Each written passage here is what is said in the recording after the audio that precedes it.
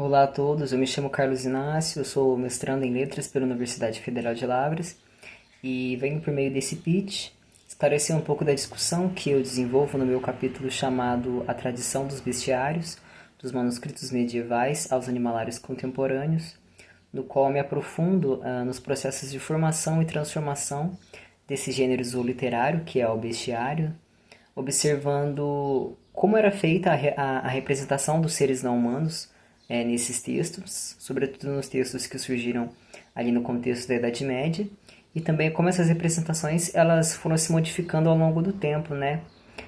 Assumindo aí outras roupagens e outros paradigmas, sobretudo no contexto da pós-modernidade.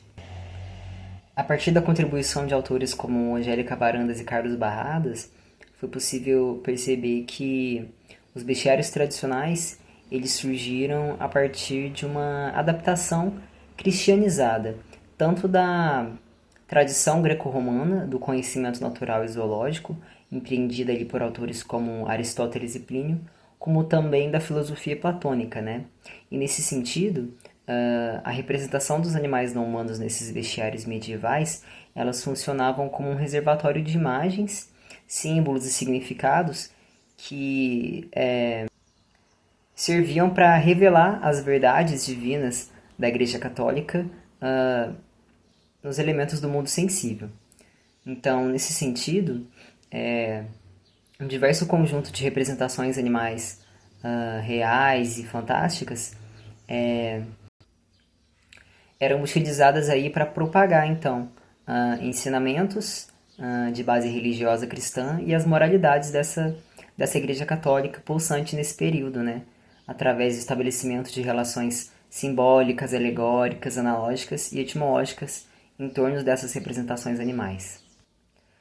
Por esse caráter catequético, didático e moralizante, os bestiários eles foram gêneros muito profícuos no contexto da Idade Média, né? A ponto de serem lidos, produzidos e traduzidos no mesmo nível que a própria Bíblia Sagrada.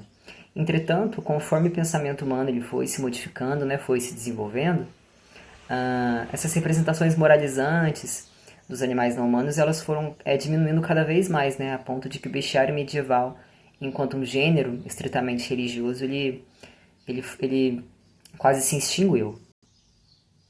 Com o apogeu da episteme positivista e cartesiana, né, que se infiltrou ali no pensamento filosófico humano ao longo dos séculos 17 e 18, as representações humanas elas foram se modificando bastante em relação aos bestiários medievais, né?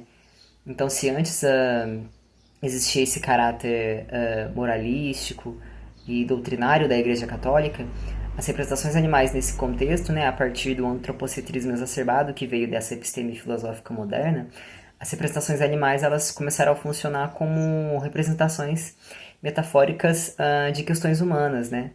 Então os animais eles começaram a representar mesmo questões próprias da humanidade, por conta desse antropocentrismo. Mas em contraste essa tendência positivista, né, catalográfica e antropocêntrica, as representações animais na contemporaneidade, na pós-modernidade, elas vêm assumindo um caráter disruptivo, no sentido em que elas subvertem e reescrevem essa tradição zooliterária ocidental anterior criticamente, de modo a produzir novas lógicas de corpos, espécies e sentidos, né?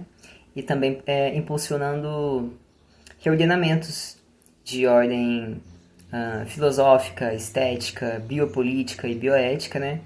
Produzindo então novos sentidos em relação a essas representações animais e também reaproximando os viventes, né? Animal humano e não humano, né? Que esse processo de cisão que tinha sido efetuado ali a partir daquela perspectiva hiperracionalista advinda do cartesianismo. Então, conforme Maria Esther Maciel nos revela, né, os bestiários, que inclusive passaram a ser chamados aí na contemporaneidade de zoocoleções ou também de animalários, eles passam a subverter criticamente toda essa tradição, todo esse universo zoológico que antes limitava a representação dos bichos, né? Sobretudo no contexto latino-americano, essa literatura de animais ela vai passar a produzir outros sentidos, né? A partir de imagens heteróclitas, a partir de uma literatura fantástica, né? E é nesses elementos que eu me aprofundo para então iniciar a discussão em relação ao meu corpus de análise, que é uma obra, que é uma zoocoleção brasileira, né? Que tem aí como foco outras representações animais.